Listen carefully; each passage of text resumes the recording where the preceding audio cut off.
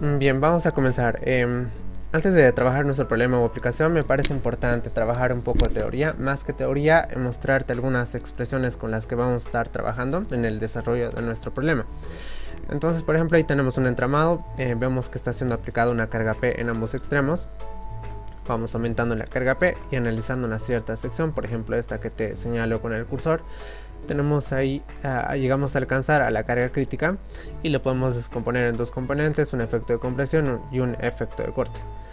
De manera que este efecto de corte en secciones macizas llega a ser despreciable en realidad, pero cuando tenemos secciones huecas o entramados en resumen, pues realmente es muy importante porque este efecto de corte está ligado a la resistencia que puede ofrecerte un entramado. Entonces, para determinar esa carga crítica de pandeo en entramados, podrías trabajar con esta expresión, que también es igual a esta otra expresión, ¿no?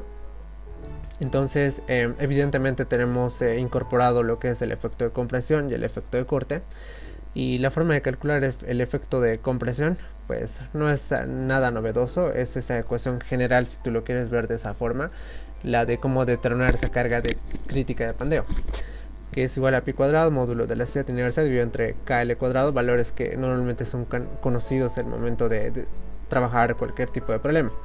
El problema radica en cómo determinar este efecto de corte y resulta interesante porque tenemos diferentes tipos de entramados y vamos a tener diferentes tipos de expresiones para este efecto de corte. Entonces, por ejemplo, para un diagonal horizontal vamos a tener esta expresión.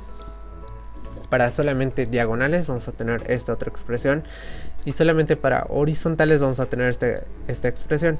Entonces, una vez que ya sabemos con qué tipo de expresiones podemos determinar ese efecto de compresión y corte, no parece complicado a la hora de querer calcular esa carga crítica de pandeo para entramados.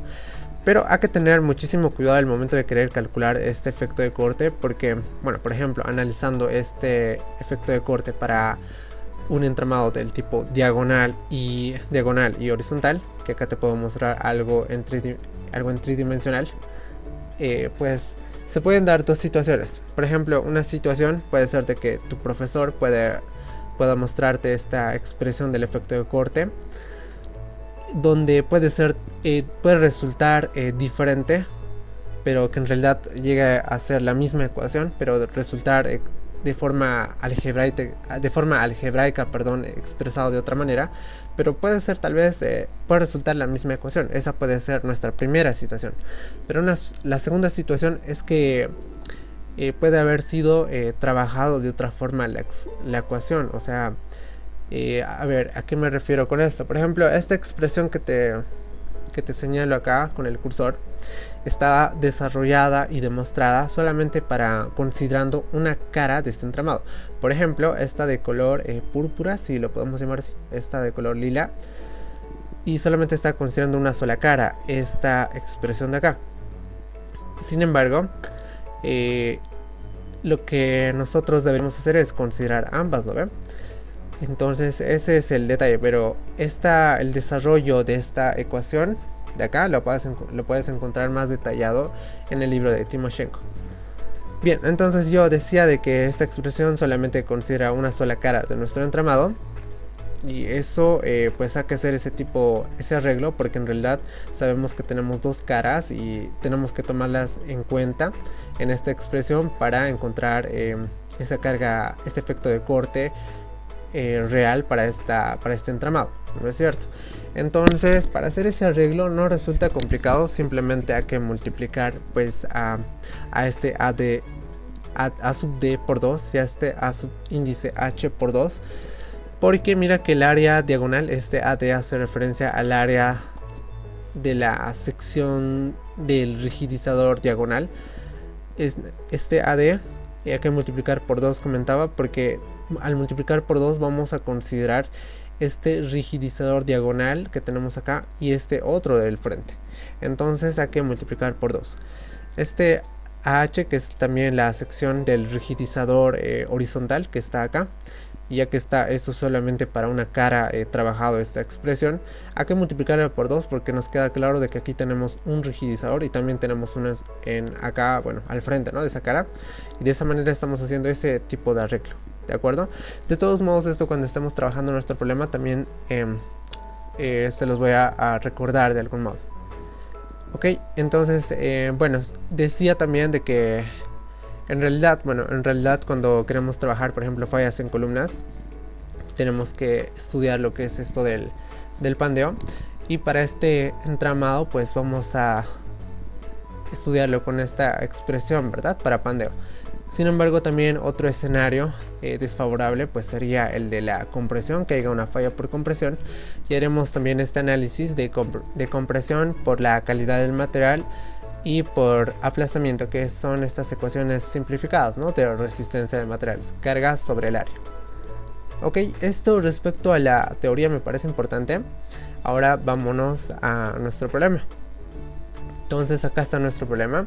Acabo de darme cuenta que en el momento de recortar el enunciado no lo recorté todo, pero leamos hasta cierta parte. Por ejemplo, nos dicen un elemento reticular empotrado en ambos extremos. Tenemos empotramiento en ambos extremos. En la figura 11.1, donde A es igual a 15 centímetros, este valor de A es lo llaman paso también, y es la distancia entre el elemento rigidizador horizontal hacia el otro elemento rigidizador horizontal. Es simplemente dato también que nos sirve al momento de trabajar nuestra expresión, como lo habíamos visto en un momento. Nos dan B1, B2 y bueno, esa información, ¿verdad? También nos dan lo que son el esfuerzo de tracción, compresión y demás, que son las características físico-mecánicas de los materiales, que como te comento, eso creo ya no lo llegué a recortar de nuestro enunciado. Ok, entonces por último el enunciado nos pedía determinar lo que es la carga máxima que puede soportar nuestra estructura, nuestro entramado. Ok, entonces lo que normalmente se hace es pues sacar todos los datos, es lo que normalmente se suele hacer, y aquí está. Aquí tienes A igual a 15 centímetros que te presentaba acá, ¿no? 15 centímetros, B1, B2, las distancias, longitudes acá a nuestra sección. Y luego te da la longitud de extremo a extremo. Y aquí están H1, D1, H2, D2.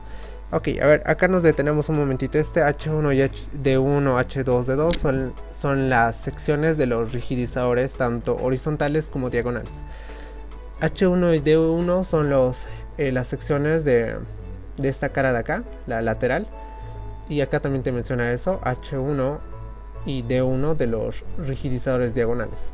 H2 y D2 son las secciones de los por ejemplo, D2, la sección del rigidizador diagonal, pero del frontal de esta cara de acá. En el plano, tenemos acá un plano, ¿no? En el plano YZ, ¿ya? Entonces esa es la información de H1 D1, y este B1 es la del perfil. Básicamente son de estas 4 barritas que están a lo vertical del perfil.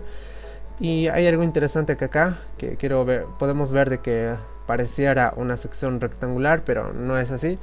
En realidad es un perfil en L, y el verdadero esquema tendría que estar dibujado de esta manera prácticamente.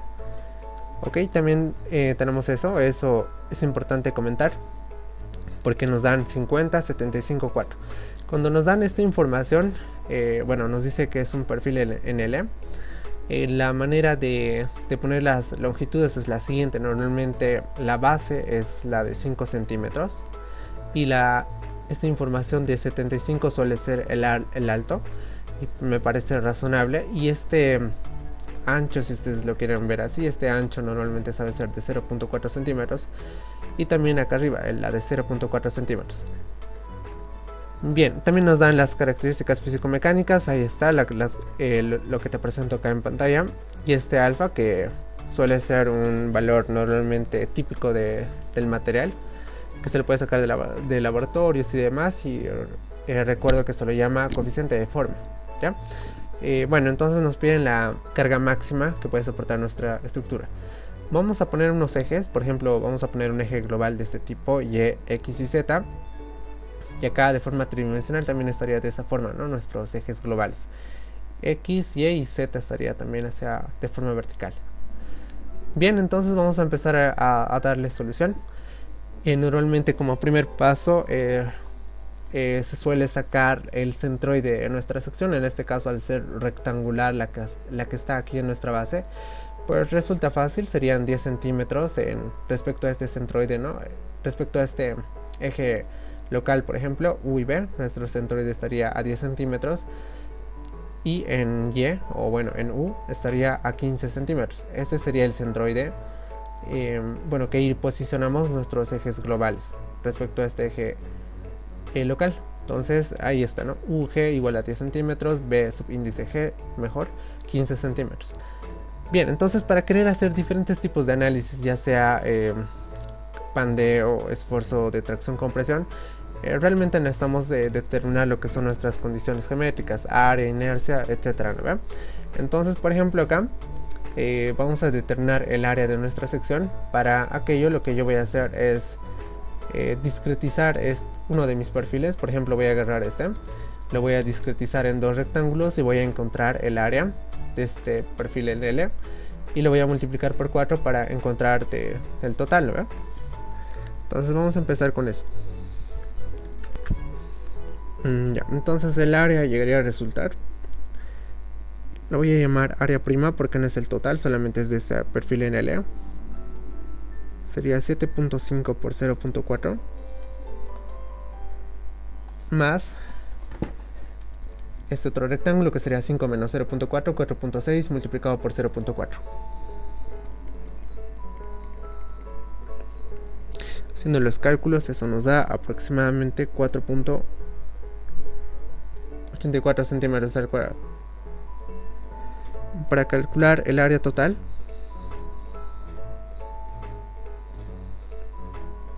vamos a multiplicar 4.84, lo vamos a multiplicar por 4, debido a que es simétrico, ¿no ve? Por los 4. Haciendo los cálculos, esto me da un valor de 19.36 centímetros al cuadrado. Ahora voy a determinar la inercia. Pilas con esta inercia, hay que tener mucho cuidado. La inercia de esta sección, de la total, tendríamos que determinarla a partir de nuestro eje global, ¿ya? Entonces hay que determinar esta inercia respecto a este eje global y va a resultar interesante su cálculo. Lo que yo voy a hacer es, ya que he discretizado por rectángulos, voy a encontrar la inercia por ejes paralelos a partir, bueno, de este rectángulo, de este primer rectángulo, por ejemplo, a partir de este eje local hacia mi eje global, ¿ya? Eso es lo que vamos a hacer. Entonces sabemos nosotros que la inercia por ejes paralelos, por ejemplo, yo quiero determinar la inercia en X, por ejemplo, va a ser igual a la base altura al cubo sobre 12 más la base por la altura y la distancia al eje global y al cuadrado. Ok, esa sería la expresión, ¿verdad?, con la que tenemos que trabajar. Entonces, a ver, por ejemplo, para calcular la inercia en X de este primer rectángulo, esta va a ser nuestro primer rectángulo y vamos a detallarlo aquello. Este va a ser nuestro primero y este va a ser nuestro segundo rectángulo.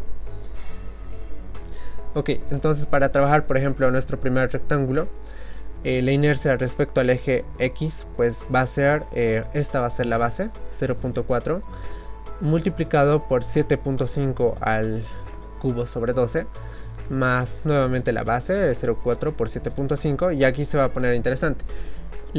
Esta Y va a representar la distancia de este eje local hacia mi eje global, ¿no es cierto? Entonces mira que no resultaría complejo. Resultaría que si sabemos que estos son 15 centímetros, van a ser 15 centímetros y a esta mitad pues sería 15 menos 7.5 medios, ¿no es cierto?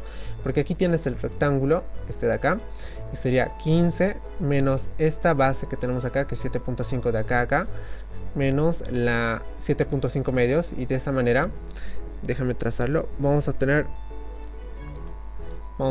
esa distancia, 15 menos 7.5 medios, vamos a tener esa distancia, que es la distancia del eje local hacia mi eje global, ¿verdad?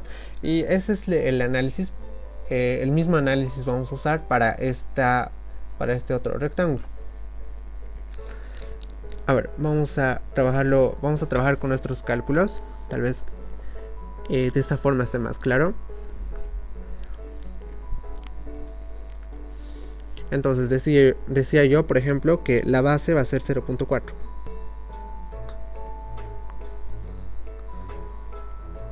Por 7.5 al cubo sobre 12 más el área, que es 0.4 por 7.5. La distancia resultaría, te decía yo, que sería 15 menos 7.5 medios, que resulta ser 3.75 al cuadrado. Ahora, para el otro rectángulo, la base sería 4.6 por 0.49.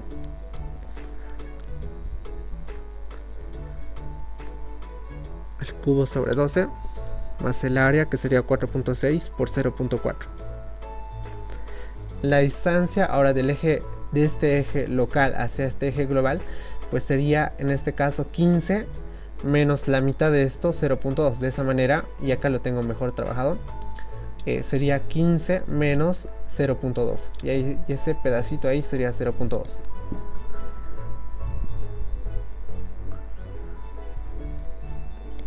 Bien, esto de acá, todo esto estaría representando la inercia, pero solamente para este perfil, de modo que podemos ver que tenemos acá simetría, de manera que si multiplicamos por 4, pues de esa forma estaríamos calculando la inercia total, ¿no es cierto? Entonces voy a multiplicar por 4 para determinar esa inercia total de esta sección, o para mi entramado. Entonces, haciendo los cálculos, esto me da un valor de 3187.23.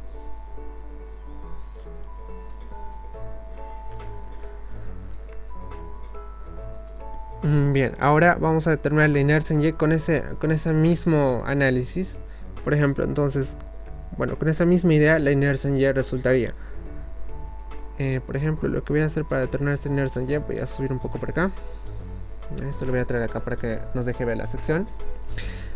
Ok, la inercia en Y, ahora respecto al eje Y. Ahora esta sería la base y esta sería la altura, ¿no es cierto? Entonces tendremos 7.5 por 0.4 al cubo sobre 12. Más el área, 7.5 por 0.4. La distancia en Y, ahora sí, la distancia sería en X, ¿no es cierto? Vale decir que esto me lo voy a traer un poco más acá. Voy a copiarme en esto.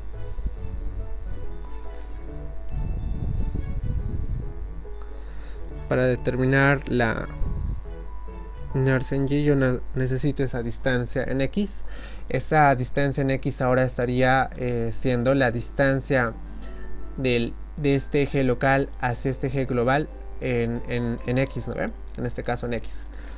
Entonces, pues a ver, para esto también no resultaría complejo. Simplemente sería 10 centímetros menos 0.4 medios, ¿no? 10 menos 0.2.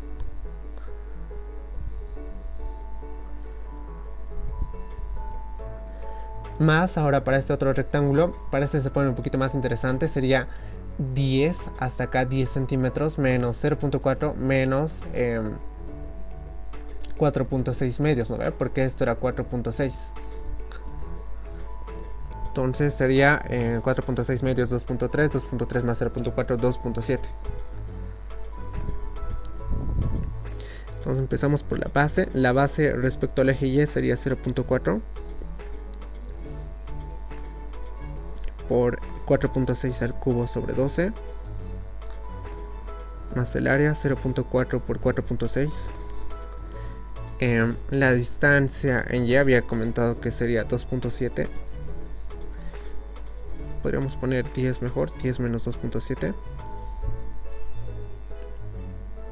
Ya, eso sería respecto al eje Y, pero lo vamos a multiplicar por 4 para encontrar la inercia total. Haciendo los cálculos, esto me da aproximadamente un valor de 1536.64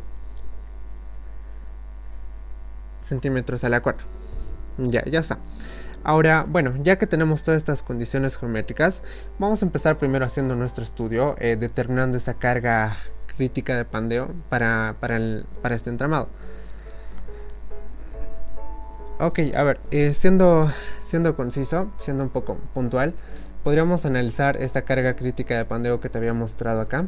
Esta carga crítica de pandeo podríamos determinarla bajo el eje X y el eje Y, o sea, respecto al eje X respecto al eje Y. Pero resulta que para la inercia menor vamos a tener ese escenario más desfavorable, esa carga más crítica.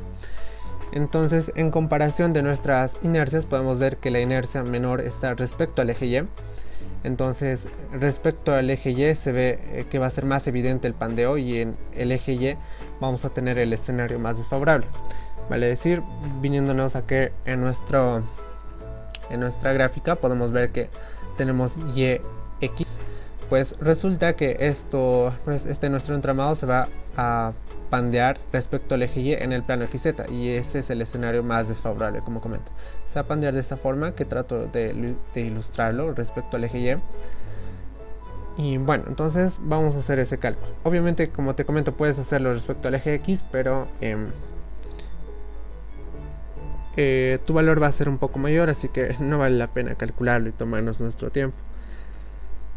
Bien, entonces a ver, detallemos aquello y voy a poner, por ejemplo, tercero, la inercia en Y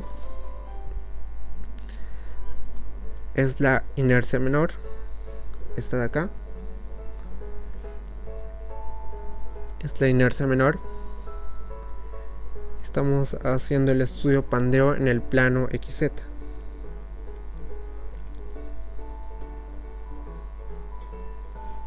Ok, ahí está. Entonces habíamos dicho que para determinar la carga crítica de pandeo la determinábamos con la expresión de PE 1 más el efecto de compresión sobre el efecto de corte. Entonces, por ejemplo, este efecto de compresión resultaría ser igual a pi cuadrado por el módulo de la elasticidad, la inercia menor, KL al cuadrado. Entonces, reemplazando los valores, el módulo de elasticidad creo que es 12 por 10 a la 5. 12 por 10 a la 5, ¿no ve? Entonces vamos a poner ahí 12 por 10 a la 5 por la inercia menor, que resulta ser 1536. K está en función a las condiciones de borde, o bueno, las condiciones de borde, que en este caso para un empotrado K es igual a 0.5, entonces voy a poner ahí 0.5. La longitud de nuestro entramado es de 500.85. No, 585, perdón. Entonces acá vamos a poner multiplicado por 585 al cuadrado. Entonces, a ver, déjame hacer esos cálculos. Este no lo tengo calculado. Por 12 por 10 a la 5 multiplicado por 1536.64, 0.5 por 585 elevado al cuadrado, y me da un valor de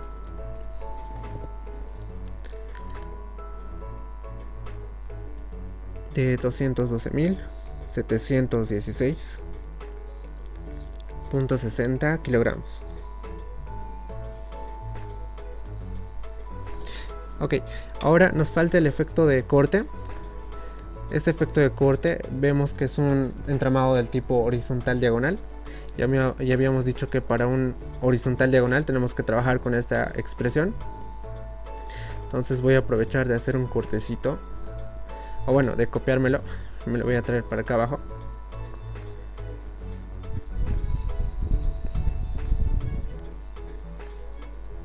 Ahí está. Bien, ahora debemos calcular, por ejemplo, necesitamos ese área AD. Y para trabajar esta expresión mejor voy a trabajar con dos pantallas. Ahí están las dos pantallas. Entonces seguimos acá, estamos acá y necesitamos calcular este área D. Bueno, aquí hay que hacer, vamos a hacer un pequeño énfasis en lo siguiente. Este área AD debemos calcularlo nosotros con este D1 y este AH con este H1, porque si recordamos, habíamos partido de que nuestro escenario más desfavorable es analizando pandeo en el eje Y, en el plano XZ. Entonces, si te das cuenta, esto se va a deformar de esta forma. O sea, vamos a ver que se va a deformar esta cara lateral, esta de acá, esta lateral, y no así esta horizontal. Entonces, ya que se va a deformar esta lateral, tenemos que trabajar con este H1 y este D1, ¿ya? Simplemente por eso, porque si tú quisieras analizar el pandeo en el plano, por ejemplo, en el plano Y, en el plano YZ, por ejemplo, si en el plano YZ, o bueno, tu pandeo se dé respecto al eje Y, por ejemplo, y en el plano XZ, no, perdón, en el plano YZ se daría tu pandeo. Si tu pandeo se da en el plano YZ respecto al eje X, pues se deformaría exactamente esta cara frontal, lo llamaremos, ¿ya? Se deformaría esta cara frontal. Pero en este caso estamos analizando esta cara lateral y estamos partiendo de que se va a deformar esta cara lateral, porque habíamos visto que la inercia ahí es menor en el eje y habíamos dicho que ese es nuestro escenario más desfavorable, ¿no? Entonces nuevamente se va a deformar nuestra cara lateral respecto al eje Y, y te voy mostrando eso, ¿no? Que esto se va deformando respecto a este eje Y en el plano XZ. Ya, entonces en conclusión, nuevamente hay que trabajar con estos valorcitos de H1 y D1. Ya, eso tiene que estar muy clarito. Ya, ahora sigamos trabajando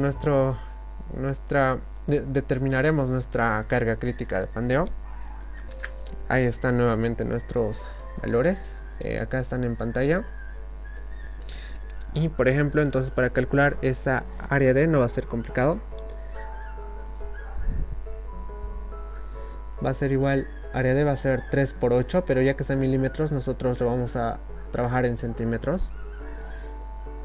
Y simplemente va a ser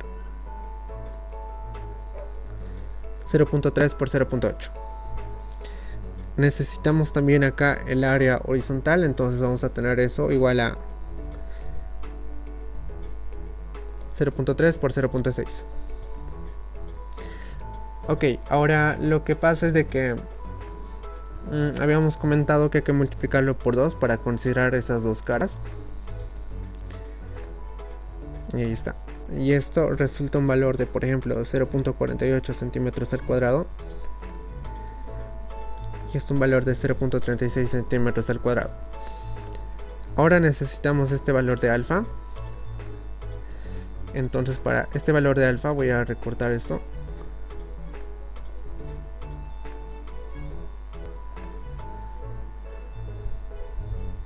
Aquí está.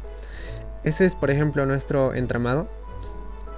Ese es nuestro entramado. Ya habíamos dicho que estamos analizando una cara lateral, y esta es una cara lateral donde habíamos visto que la base es de 20 centímetros, ¿no es cierto? Y el paso es de 15 centímetros. Entonces, por ejemplo, podríamos determinar acá, o bueno, en esta parte superior, ese ángulo alfa que te había comentado en un principio. Entonces, no resulta complicado. Ese valor de alfa solo llegaría a ser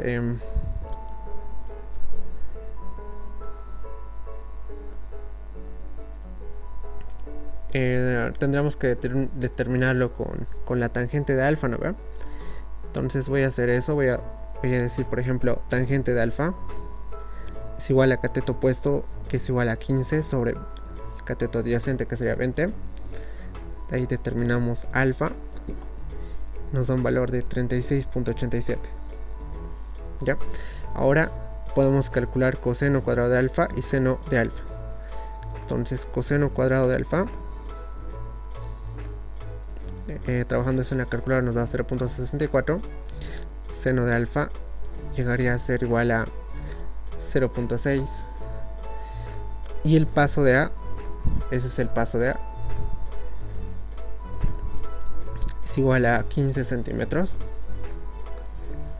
Y el paso de B S sería igual a 20 centímetros. Entonces ya tenemos todos los parámetros para trabajar esa carga crítica. O bueno, perdón, antes el efecto de corte. Bien, entonces reemplazando nuestra expresión, voy a separar esto con una línea. Este efecto de corte va a resultar ser AD es 0.48 por el módulo de elasticidad. Habíamos dicho que esto es 12 por 10 a la 5 por el coseno cuadrado de alfa, y está 0.64, seno de alfa 0.6. Ya. Ahora, más la base, habíamos comentado que es 20. Ahora el A subíndice H es de 0.36. Tenemos nuevamente el módulo de elasticidad, 12 por 10 a la 5, multiplicado por el paso, que es 15. De acuerdo, ahora esto estaría correspondiendo a ser un valor de 7.607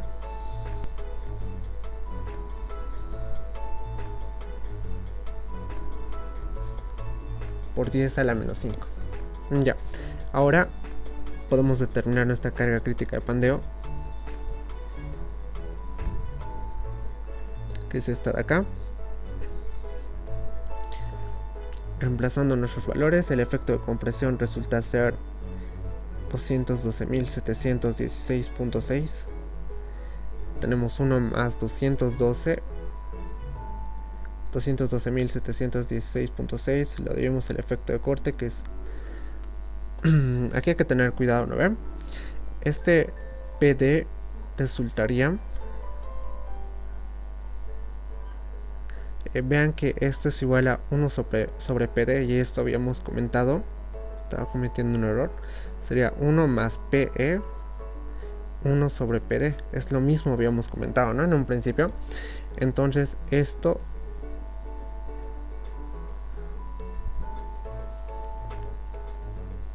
de acá tendría que estar multiplicado por 7.607 por 10 a la menos 5. Ya, esa es la verdadera forma, ¿no? Estaba cometiendo un error ahí.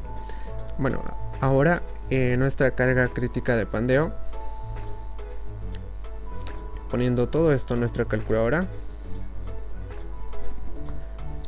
obtenemos un valor de aproximadamente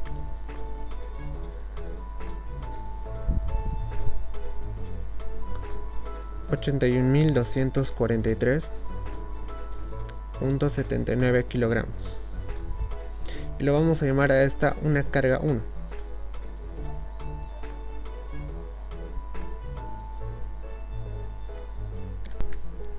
Bien, continuemos ahora. Debo detallar algo. Acá hay un pequeño ajuste. Al trabajarlo nuevamente con mi calculadora, puedo verificar que este valorcito de acá se le va a la menos 6. Ya haciendo con eso, pues evidentemente te va a dar un valor de 81.243.79 carga crítica de pandeo para nuestro entramado. Resulta que podría recomendar que podrían guardar su valor de acá del efecto de corte en la calculadora con todos sus decimales. Podrían hacer eso por una parte y trabajar con variables, ¿no?, en la calculadora, y de esa forma lo pueden trabajar de una mejor manera tal vez.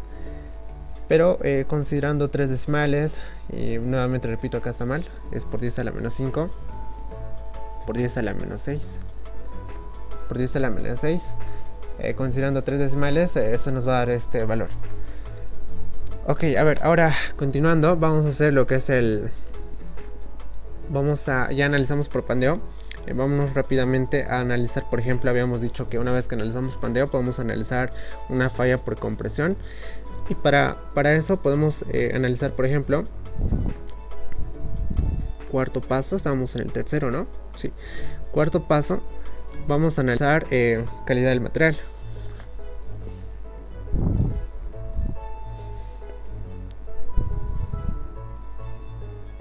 Analizamos calidad de material.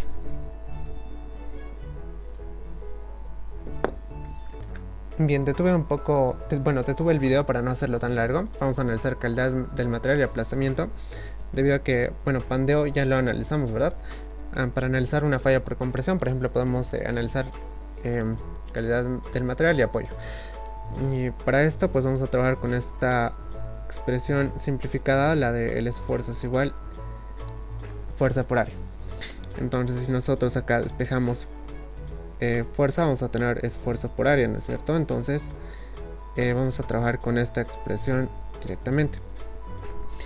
Esto era el valor de esfuerzo de tensión compresión y este era el esfuerzo de apoyo que nos ayudará a analizar el aplastamiento. Bien, entonces esta carga número 2 ahora sería, esta carga 2 sería igual al esfuerzo de 2000 multiplicado por el área. El área ya lo habíamos determinado. Tenemos un área de nuestra sección de 19.36.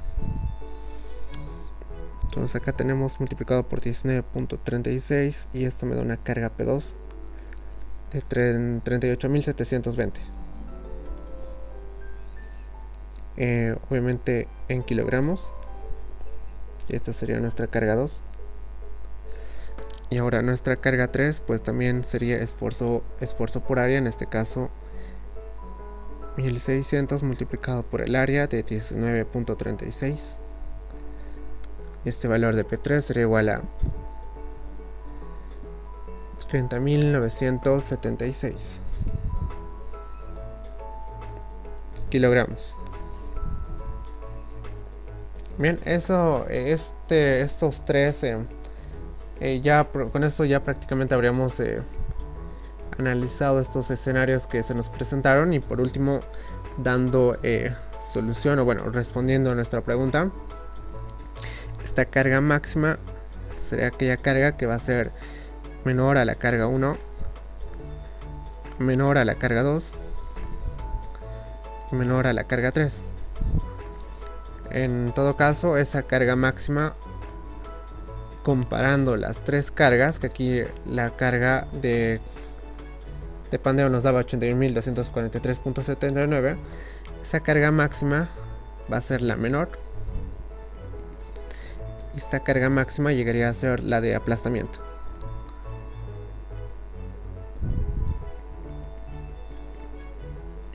Esta llegaría a corresponder a nuestra solución, y esta sería la carga máxima, la que es menor a las demás cargas. ¿De acuerdo? Entonces lo que pasa es de que vamos a ir aumentando la carga P. Va a llegar a un punto de que va a llegar a la carga de 30.976 kilogramos y va a fallar por compresión. Ya, obviamente que si íbamos aumentando carga, tendríamos esta falla por pandeo, pero antes de que quiera fallar por pandeo ya va a fallar por compresión. Bueno, en conclusión, esta sería la solución a este problema. Esta sería la carga máxima que puede soportar nuestro elemento estructural, nuestro entramado.